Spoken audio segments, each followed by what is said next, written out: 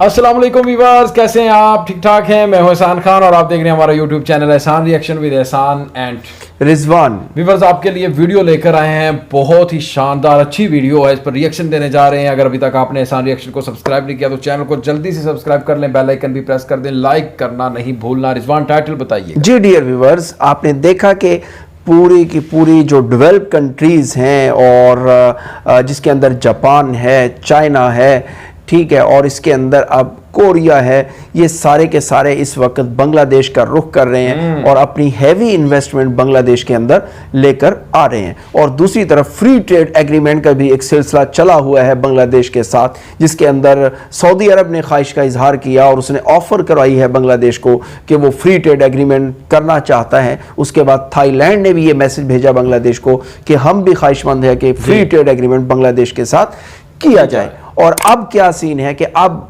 Korea, south Korea, अब बांग्लादेश के अंदर जो उनकी ऑटोमोबाइल इंडस्ट्री है, जो एक उनकी हैवी कार्स हैं, उनके ऊपर वो हैवी इन्वेस्टमेंट करने का ख्वाहिशमंद है बांग्लादेश के अंदर और अपनी वो जो है वो इन्वेस्टमेंट करने जा रहा है इस वक्त बांग्लादेश के अंदर। ये बड़ा अच्छा साइन है और ये एक ऐसे पॉजिटिव इंडिकेटर्स होते हैं कि जब एक डेवलप कंट्रीज़ का रुख आपके मुमालिक की तरफ आता है, उन मुमालिक की तरफ जहाँ पे इकोनॉमिक डेवलपमेंट हो रही हो, जहाँ पे माहौल साजगार हो, जहाँ पे इन्वेस्टमेंट सिक्योर हो, जहाँ पे लॉ एंड ऑर्डर सिचुएशन बड़ी बेहतर हो और वहाँ पे जो मतलब कोई ऐसी हर्डल्स ना हो, कोई ऐसी लूप होल्स ना हो जो कि आने वाले इन्वेस्टर्स के लिए प्रॉब्लम क्रिएट करें, तो मैं ये समझता हूँ कि बांग्लादेश इसमें बड़ा ही सक्सेसफुल है और बड़े ही डेवलप कंट्रीज़ को अपनी तरफ अट्रैक्ट कर रहा है।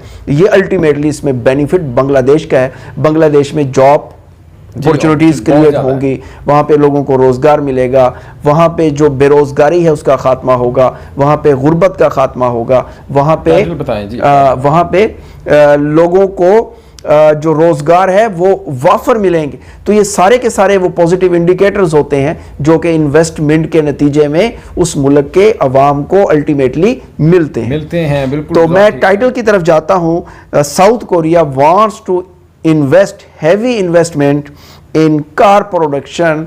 ये रिसेंटली वो एक अपना प्रोजेक्ट लॉन्च करने जा रहा है 2021 में बांग्लादेश में। बढ़ते हैं जी, 3, 2, 1 and Q। আসসালামু আলাইকুম বন্ধুরা, আশা করি সবাই সুস্থ আছেন। বন্ধুরা, 1990 সালে বাংলাদেশের মাথা পিছু আয় ছিল মাত্র $320 আর ওই সময় ভিয়েতনামের মাথা পিছু আয় ছিল $130। অথচ আজকে 2021 সালে এসে বাংলাদেশের মাথা পিছু আয় $2100 এবং ভিয়েতনামের মাথা পিছু আয় প্রায় $3600। 1990-এর দশকে বাংলাদেশের জিডিপির আকার ছিল প্রায় $31.6 বিলিয়ন আর ওই সময় ভিয়েতনামের জিডিপির আকার ছিল বাংলাদেশের থেকে প্রায় 5 গুণ ছোট $6.5 বিলিয়ন। আজকে 2021 সালে এসে বাংলাদেশের জিডিপির আকার যেখানে দাঁড়িয়েছে $250 বিলিয়ন, ঠিক একই সময়ে ভিয়েতনামের জিডিপির আকার বর্তমানে প্রায় $263 বিলিয়ন। 1990-এর দশকে বাংলাদেশের বিদেশি রপ্তানির পরিমাণ ছিল $2.3 বিলিয়ন আর ওই সময় ভিয়েতনামের বিদেশি রপ্তানির পরিমাণ ছিল $2.3 বিলিয়ন। আজকে 2021 সালে এসে বাংলাদেশের বিদেশি রপ্তানির পরিমাণ দাঁড়িয়েছে $40.5 বিলিয়ন। অপরদিকে ভিয়েতনামের এই রপ্তানির পরিমাণ গিয়ে দাঁড়িয়েছে $280 বিলিয়ন। 1990 সালের দিকে ভিয়েতনামের দারিদ্রতার হার ছিল প্রায় 53%, আর একই সময় বাংলাদেশের ভেতর দারিদ্রতার হার ছিল ভিয়েতনামের থেকেও কম, প্রায় 44.2%। আজকে 2021 সালে এসে ওই বাংলাদেশ এবং ওই ভিয়েতনামের পরিসংখ্যান যখন আমরা করি, তখন বাংলাদেশের দারিদ্রতার হার বর্তমানে 9.2% আর ভিয়েতনামে কিন্তু এই সংখ্যা কমে গিয়ে হয়েছে মাত্র 1.9%। এখন এই জায়গায় কিন্তু সবচেয়ে গুরুত্বপূর্ণ প্রশ্ন যে গত 18 বছরের মধ্যে ভিয়েতনাম কি এমন জাদুর স্পর্শ পেল যার দ্বারা তাদের এত পরিবর্তন হয়ে গেল আর বাংলাদেশ পরিবর্তন হতে পারল না।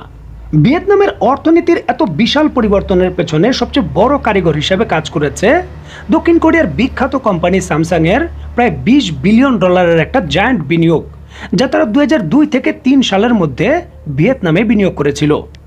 তবে এই ক্ষেত্রে অত্যন্ত দুঃখজনক, ক্রোধ এবং আফসোসের বিষয় কি জানেন, যে 2002 সালের দিকে স্যামসাং এর পক্ষ থেকে এই $20 বিলিয়ন বিনিয়োগ ভিয়েতনামে নয়, বরঞ্চ প্রথম বাংলাদেশে করার জন্য প্রস্তাব দেওয়া হয়েছিল। তবে 2002 সালের দিকে পক্ষান্তরে যার কথায় পুরো বাংলাদেশ চলতো, তিনি কিন্তু স্যামসাংয়ের কাছে এই $20 বিলিয়ন বিনিয়োগের পরিবর্তে 10% আসসালামু আলাইকুম চেয়েছিলেন। এখন দক্ষিণ কোরিয়া কখনোই তো এই ধরনের দুষ্ট সালামের উত্তর দিতে অভ্যস্ত না, আর এই জন্যই কিন্তু তারা বাংলাদেশকে লাথি মেরে ভিয়েতনামে চলে যায়। এই ঘটনা কিন্তু আন্তর্জাতিকভাবে বাংলাদেশের বিনিয়োগের ক্ষেত্রে বাংলাদেশের সুনামের ব্যাপক ক্ষয়ক্ষতি করে। অপরদিকে এই ধরনের একটি বড় বিনিয়োগ ভিয়েতনামে চলে যাওয়ায় এই দেশটির কিন্তু সুনাম বৃদ্ধি পেয়ে যায় এবং আন্তর্জাতিক বিভিন্ন দেশগুলো বাংলাদেশের পরিবর্তে এই ভিয়েতনামের ভেতর বিলিয়ন বিলিয়ন ডলার বিনিয়োগ করে। আসলে এই কথাগুলো বলতে কিন্তু দুঃখ লাগে, আবার ক্রোধও লাগে, কারণ দক্ষিণ কোরিয়ার বিনিয়োগ বাংলাদেশের জন্য কিন্তু সবসময় ভাগ্য খুলে দিয়েছে। 1980-র দশকে এই দক্ষিণ কোরিয়া যখন সর্বপ্রথম বাংলাদেশের গার্মেন্টস ইন্ডাস্ট্রি শুরু করে, আজকে তাদের উদ্যোগের কারণেই কিন্তু আমাদের গার্মেন্টস শিল্প এত বড় হতে পেরেছে। এখন যদি দক্ষিণ কোরিয়ার স্যামসাং বাংলাদেশে তাদের কারখানা স্থাপন করতে পারত এবং $20 বিলিয়ন বিনিয়োগ করতে পারত, তাহলে আজকে কিন্তু $280 বিলিয়ন ভিয়েতনাম নয়, বরঞ্চ বাংলাদেশ রপ্তানি করত। কেন বাংলাদেশ থেকে স্যামসাং $20 বিলিয়ন বিনিয়োগ সরিয়ে নিল? এই প্রশ্নটা যদি আপনি করেন তাহলে অনেকের স্বার্থেই কিন্তু আঘাত লাগবে, অথচ এই বিনিয়োগটা কিন্তু পুরো বাংলাদেশের স্বার্থকে একেবারে পরিবর্তন করে দিতে পারত। যাই হোক, দক্ষিণ কোরিয়ার পক্ষ থেকে বাংলাদেশে কিন্তু আবারও বড় ধরনের বিনিয়োগ আসছে এবং দেশটির খ্যাতনামা জায়ান্ট কোম্পানিগুলো বাংলাদেশের গাড়ি শিল্পে কিন্তু বড় ধরনের বিনিয়োগ করছে, আর ধারণা করা হচ্ছে তাদের এই বিনিয়োগ কিন্তু পোশাক শিল্পের মতোই বাংলাদেশের একটা নতুন যুগের সূচনা করবে। ইতিমধ্যে বিশ্ববিখ্যাত গাড়ি নির্মাতা প্রতিষ্ঠান হুন্ডাই বাংলাদেশে কারখানা নির্মাণের জন্য গত জানুয়ারি মাসেই কিন্তু বাংলাদেশের সঙ্গে চুক্তি করেছে। আপনারা নিশ্চয়ই জানেন, এর পূর্বে মায়ানমার থেকে দক্ষিণ কোরিয়ার প্রায় 200টি কোম্পানি তাদের বিনিয়োগ সরিয়ে এনে কিন্তু বাংলাদেশে স্থাপন করেছে এবং নতুন করে শোনা যাচ্ছে যে দক্ষিণ কোরিয়ার আরও 2টি বড় কোম্পানি বাংলাদেশে বড় ধরনের বিনিয়োগ করার জন্য যোগাযোগ করছে।